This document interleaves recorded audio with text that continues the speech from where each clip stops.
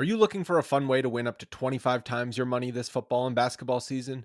Test your skills on Prize Picks, the most exciting way to play daily fantasy sports. Just select two or more players, pick more or less on their projections for a wide variety of stats, and place your entry. It's as easy as that. If you have the skills, you can turn $10 into $250 with just a few taps.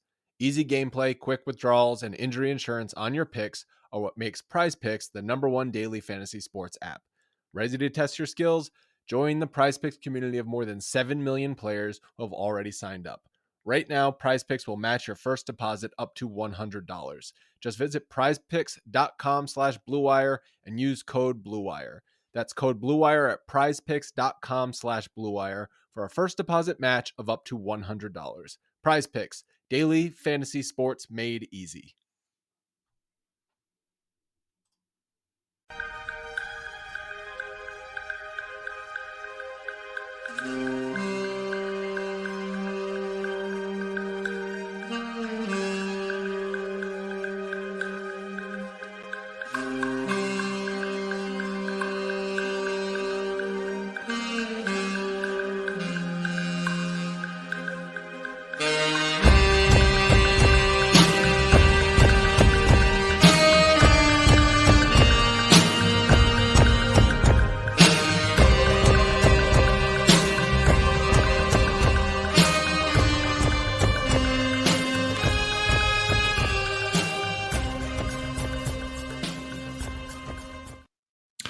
Hi, hello. It is Josh Bowe for Pod Maverick. I'm one of the editors over at MavsMoneyball.com, coming to you with Pod Maverick After Dark. As you can tell, it is just me tonight. No Kirk Henderson, my fellow editor over at MavsMoneyball.com, fellow co-host over at Pod Maverick. He took a well-deserved night off. Of course, as you guys know, if you're listeners to the show, he's got a newborn. So not only that, but got some other stuff going on. Needed a night off. Needed some rest, and he obviously deserves it. He could take like 3 months off, and I'd be totally cool with it because he definitely needs it. So you're just stuck with me. I put out the bat signal to some other staffers at MavsMoneyball.com to see if they wanted to join me. Unfortunately, no one else was able to. It's tough to put people on the spot to be like, hey, do you want to appear on camera on the internet when you're not expecting it? But hey, it's okay. You guys can live with just me for one night. Someone in the chat, no Kirk rants. Sad. I apologize, especially since I'm not in a ranty mood, so I'm not going to be able to pick up the slack. Anyway, I've been babbling on almost 2 minutes, so I should probably say what the score was. The Mavericks lost to the Los Angeles Clippers 120-111. Game was in Dallas. It was an interesting game, for sure. It was more interesting than it led on in the first half. Clippers had a 22-point first half lead.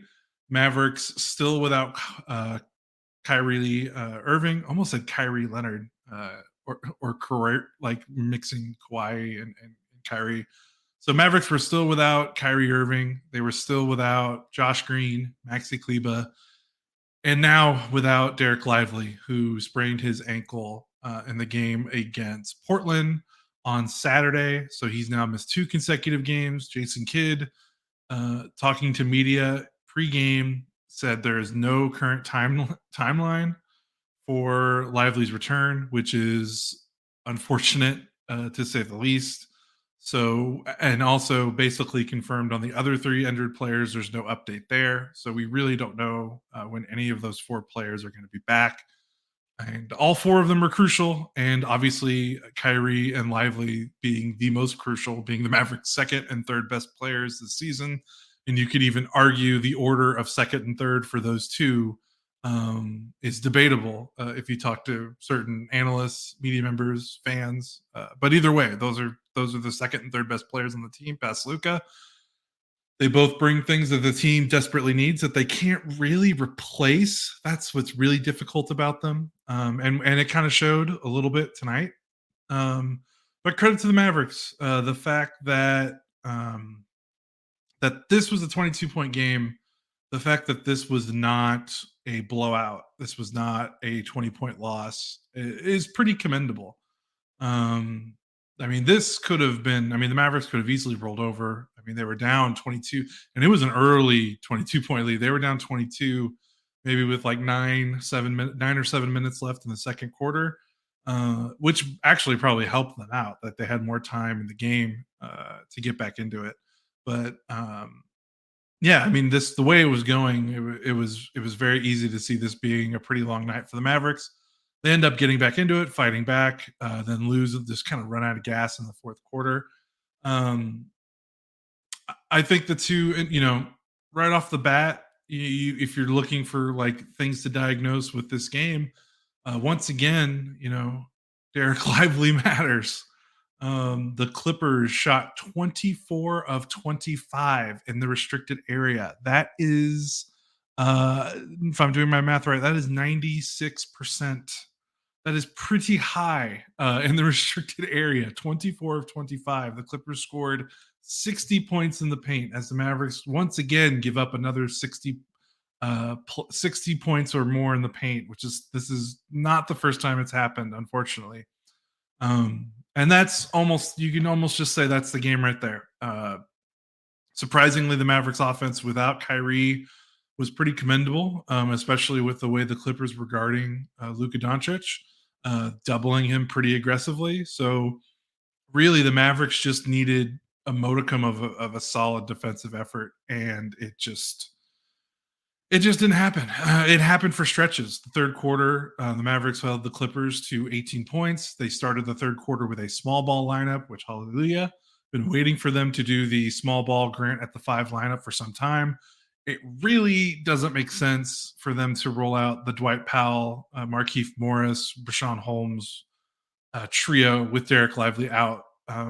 Maybe against bad teams you can get away with it.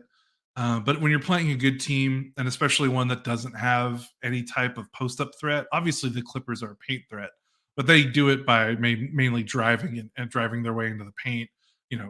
Zubac is not a guy you're going to throw the ball to and have him score, although he did do that a couple times, but still you'll live with that.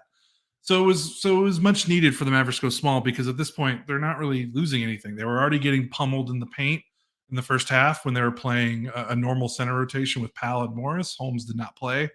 Um, and it's like, if you're already at a disadvantage, even when playing a center, why don't you just get a little bit back on the offensive end, force them to guard you differently and play small? And that's exactly what they did. And not only did the small ball help offensively, which really the Mavericks didn't need that much help. I thought they were pretty solid offensively from the first quarter to the end of the game. I mean, it actually helped their defense more because they were able to play a little bit more aggressive. The Clippers like to play kind of a slow, meandering, drag the ball out, high screen and roll with Harden because that's what Harden's game is. And when you're playing with a Powell or even a Morris, that limits your options defensively because you're probably not going to trap with one of those guys, and drop coverage is just not the way to go about it against a player as skilled in the pick and roll as Harden. And with as many play finishers that the Clippers have, Zubac is good finishing around the rim. Terrence Mann, Norm Powell, Daniel Theis, Russell Westbrook, those are all guys that can kind of move without the ball and cut toward the rim and make things happen. So you don't necessarily want to double or trap or even play a drop that could open up passing lanes. So they go to the small ball lineup in the second half, start the third quarter, and defensively it was a night and day difference. The Clippers had 7 turnovers in the third quarter. The Mavericks played aggressive, they played fast, and they switched. They switched and they trapped, and their traps I felt were a lot more effective than maybe in the first half. James Harden in particular, I can't believe he only finished with 4 turnovers. It felt like he had like 10. He was just throwing the ball away every single time the Mavericks trapped him in the third and fourth quarter, it felt like. And the Mavericks made him pay. They had 22 points off Clippers turnovers. They had 8 steals. Tim Hardaway Jr. had 3 on his own. It was cool. It was cool to see like a different dynamic to the Mavericks because even when Lively's playing, I mean, their defenses can be pretty conservative at times. So the 5-out offense, I felt kind of necessitated a more aggressive defensive scheme. The Clippers are a team that like to kind of walk the ball up a lot and kind of, like I said, kind of meander in the half court.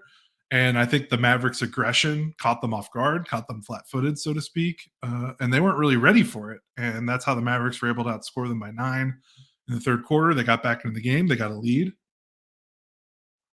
Unfortunately, they just weren't able to hold on because the Clippers kind of just figured it out. Harden did have 11 assists.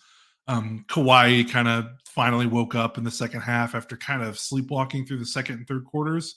In the fourth quarter, he was Terminator Kawhi, attacking the baseline, so the double team couldn't even come, so the Mavericks couldn't even double. And then once the downside again of being so small, playing a small ball lineup, there was just no rim protection. Of course, with Powell in the game or even Morris in the game, you're not necessarily getting any rim protection either, but you're especially not getting it with Grant at the 5, and he was able to spin, attack baseline, and basically get whatever he wanted at the rim. So, the small ball lineup was good perimeter defense wise, but again, once the Clippers kind of made it past the Mavericks' first wave of defense, there was just nothing on the back line. Didn't matter what lineup the Mavericks were playing, they had no answer for the Clippers once they got into the paint, as evidenced by the Clippers shooting 24 of 25 in the restricted area. That is just ridiculous. But some numbers on the small ball lineup. So the Mavericks played so it was all in the second half. They played about, looking at the numbers, trying to do some math on the fly. They played about 21 minutes of small ball in the second half.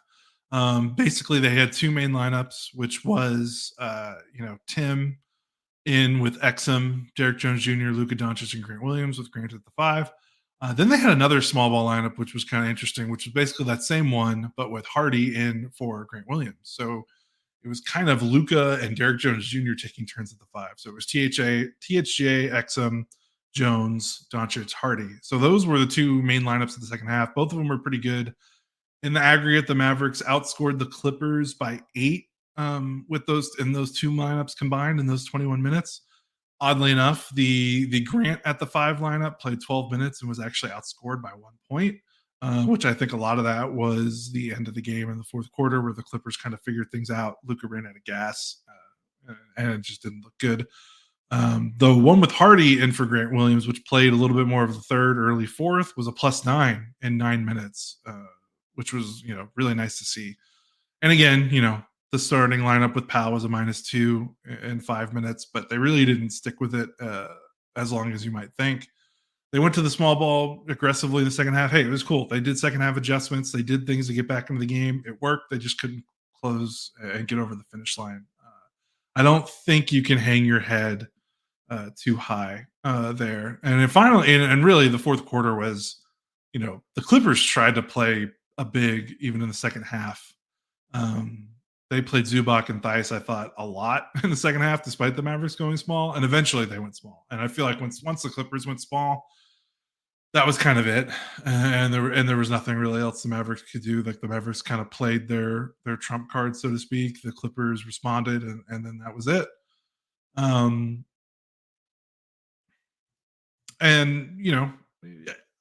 that makes this not necessary. I don't know if you can be frustrated with this loss.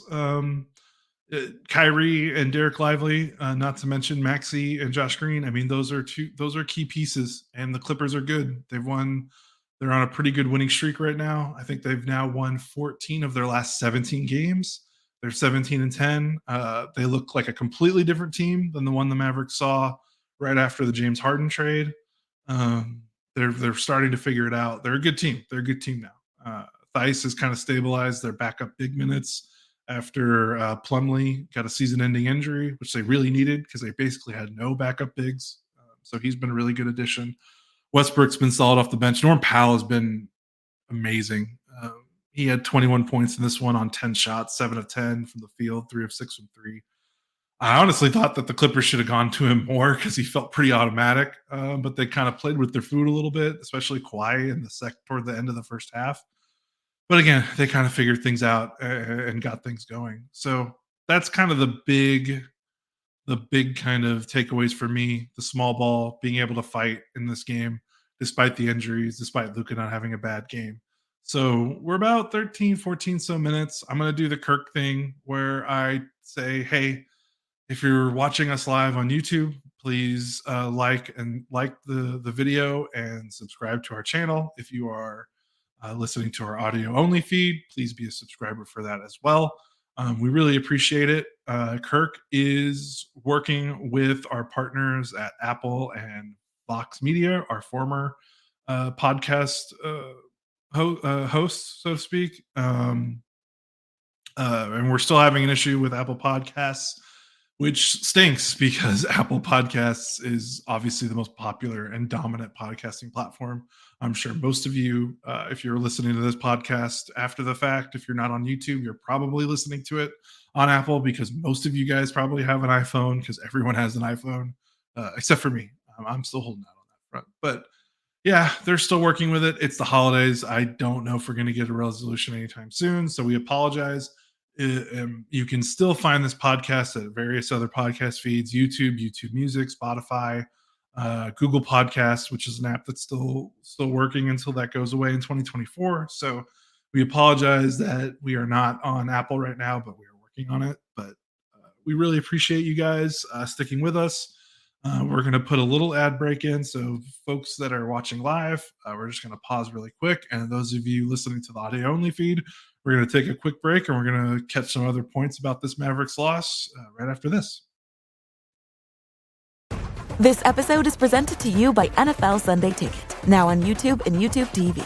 With NFL Sunday Ticket on YouTube and YouTube TV, you can watch your favorite teams' out-of-market Sunday games, plus watch up to 4 games at once with Multiview. Don't miss the race to the playoffs. NFL Sunday Ticket is now just $39 when bundled with YouTube TV, where you get even more football. Visit youtube.com/Spotify offer to sign up now.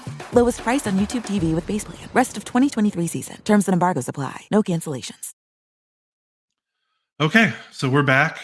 We talked about the small ball lineup. We talked about the Mavericks overcoming that 22-point lead. I think the two other big things that we should talk about before this game ends is the fact that the Clippers, doubled Luka as aggressively as I've seen a team double Luka in quite some time. And then the Mavericks offense was okay. Obviously, the final numbers don't look pretty. 43% from the floor, 32%. They're about 32.5% from three. Doesn't look good, but I wouldn't say the offense was a reason why the team lost this game. They were able to hang in. They got to the free throw line. They went 19 of 27 from the free throw line, which is unfortunate. A lot of those misses, of course, were from Luka, but other guys got to the free throw line. Derrick Jones Jr. got there 5 times. Exum got there. Sorry, he shot 5 free throws. He didn't get to the line. He didn't have 5 trips. But Exum had 5 attempts.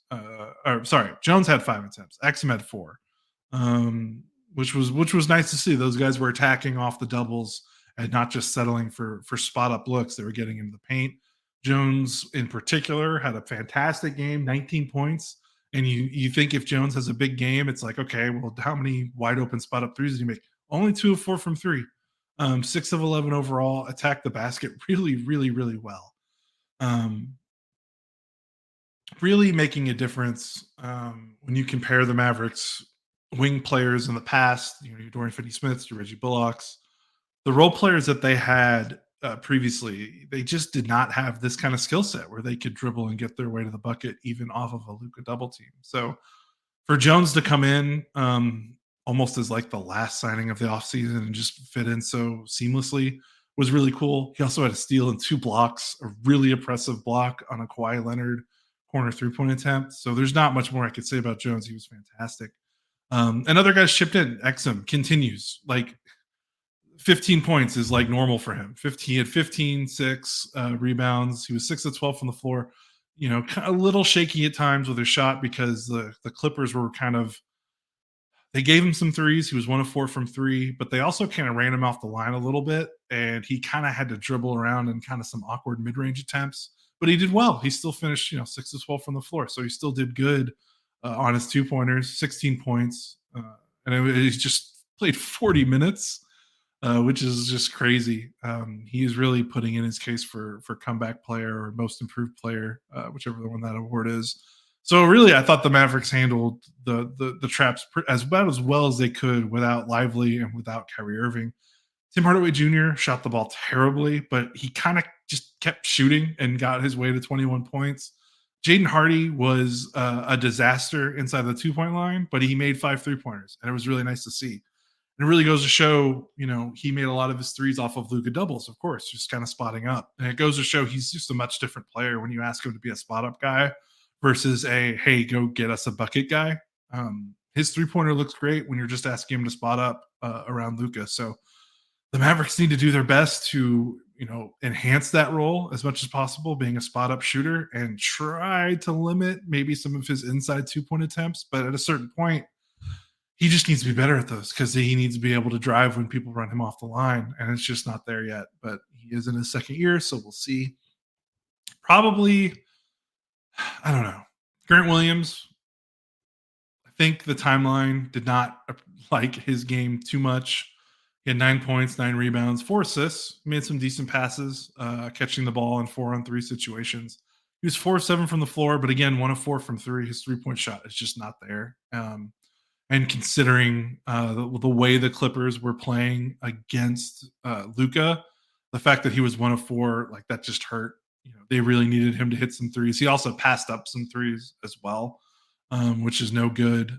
Defensively, he was a bit of a mess in the first half. Kawhi basically did whatever he wanted to him. Couldn't really move his feet.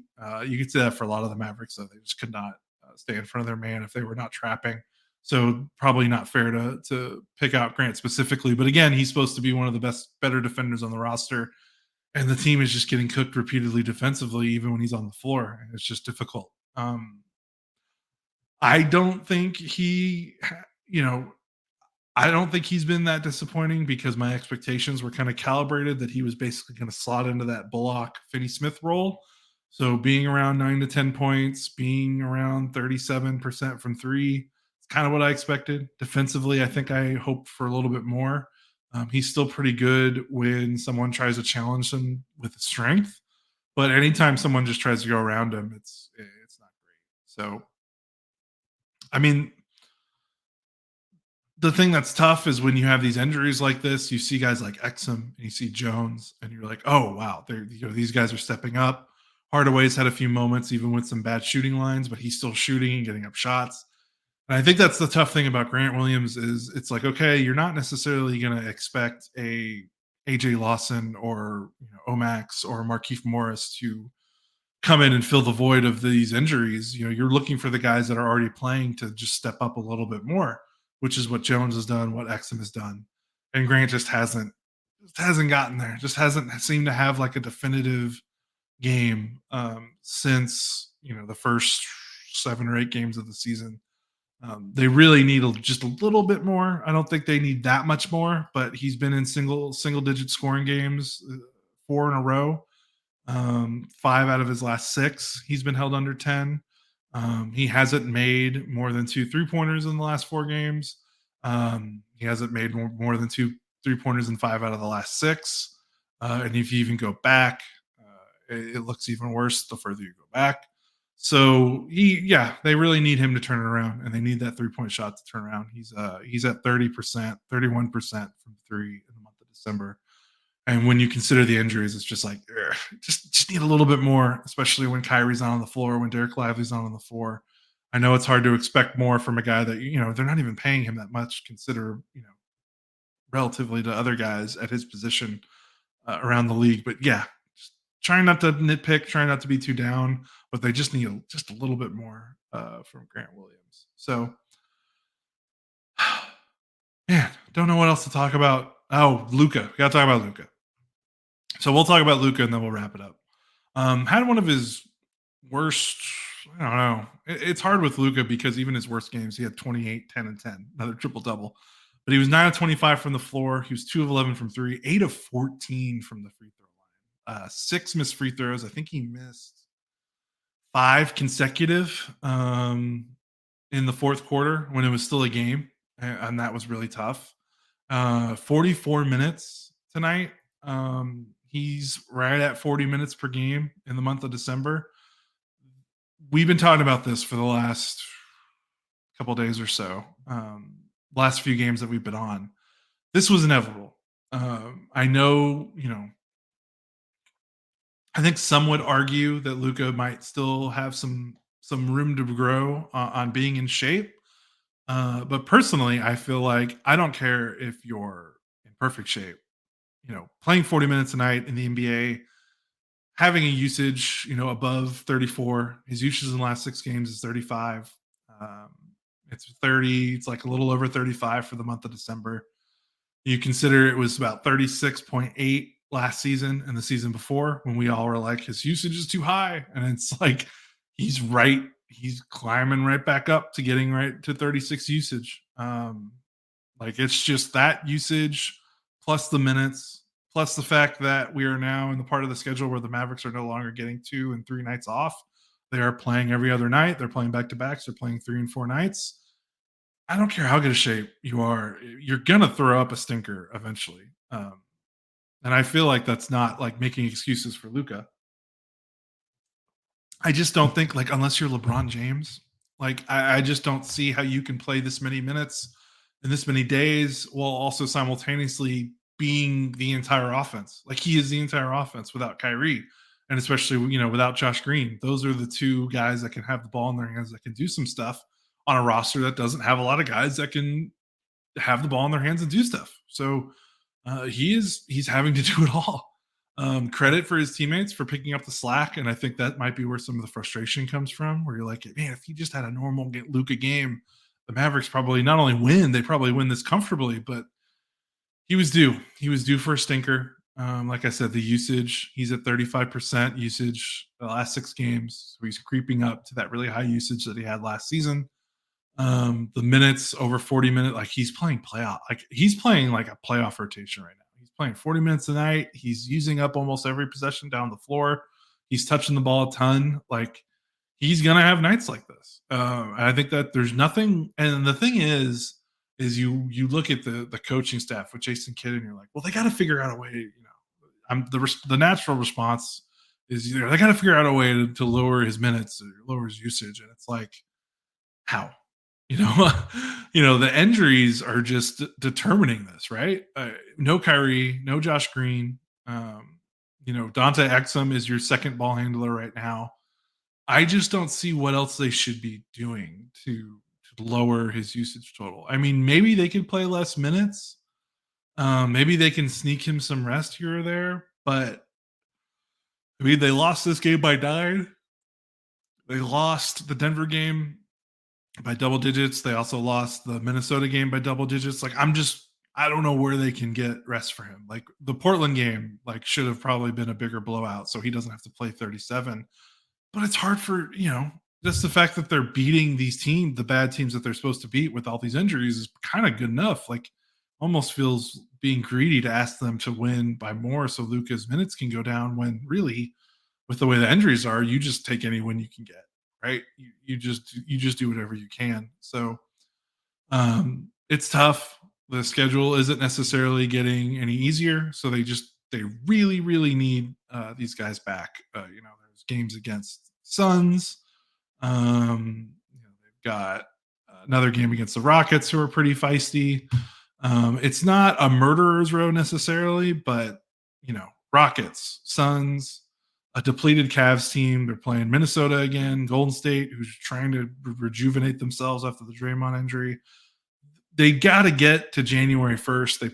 They play Utah and then Portland 2 times in a row. So that's presumably 3 wins in a row that you might be able to count on there. So if they can get through these next 1, 2, 3, 4, 5, they got 6 games here that are, against teams with a pulse. Well, one of them, 5 games. One of them is against the Spurs, who are also not playing well. So that should be another scheduled win, so to speak. But the other games in this little stretch, Houston, Phoenix, Cleveland, Minnesota, Golden State, those are all pretty competitive teams, even with Cleveland and Golden State kind of hitting, and even Phoenix dealing with injuries. But they're 16-11, so they're up 5. They're 5 games over 500. If they can get through these next 6 games and they're a game over 500, 2 games over 500, if they can go through these 6, 3-3, even 2-4, I know that wouldn't necessarily be great. But if they can get to these Utah Portland games, 500 or above, they can go on a little run here. and they play Memphis again, who has Ja Morant back. It does get a little tough again after that. They got to get to the new year. That's for sure. And with Luka, again, they got to get Kyrie healthy. They got to get Kyrie healthy. They got to get Dereck Lively healthy. And I don't really know what else they can do. I think they're just kind of in between. They're stuck between a rock and a hard place until the injuries come back. Maybe you give Luka a rest day. They haven't rested him yet, so maybe you try to find a rest game. But all these games matter, and unfortunately, the standings in the West are outrageous. In the East, the 10th seed, so the final team in the play-in is 12-15, the Atlanta Hawks. In the West, the 10th seed is 14-13. So the Mavericks cannot afford a big slide, really. If they go on a 3 or 4 game losing streak, they could find themselves in 9th, 10th place really, really fast. So again, not really saying hit panic button. There's enough winnable games on the schedule, even with the way that the roster is right now. But it's just going to be tough. Luka is just going to have to endure this until Kyrie can get back, unless they want to rest him for a game. So we'll see where we go from there. Oh, I just realized my camera was unplugged. I am so sorry for the YouTube people. There we go. Realized it right when I'm about to wrap it up. So I need a new USB camera. It just decides to turn itself off every now and then. So I've been talking for 30 minutes. My voice hurts. I'm going to go edit the rest of the things that we have at MavsMoneyball.com. I really appreciate y'all joining me tonight. I know it's not as fun without Kirk and me having to kind of talk to myself for a long time. But I thought this game was at least interesting enough. There was enough tactically that the Mavericks did that it wasn't just a beatdown and same old without all these injuries. Like, I liked the Mavericks going to the small ball. I thought there were some effective things. I thought some of the non-Luka players did some really cool things role player wise. Derrick Jones Jr. specifically. So it was an interesting game, even though the Mavericks lost. So that's about it. I'm Josh Bowe for Pod Maverick and MavsMoneyball.com. This has been the After Dark post-game podcast. Clippers win 120-111 over the Dallas Mavericks. And we will talk to you guys next time.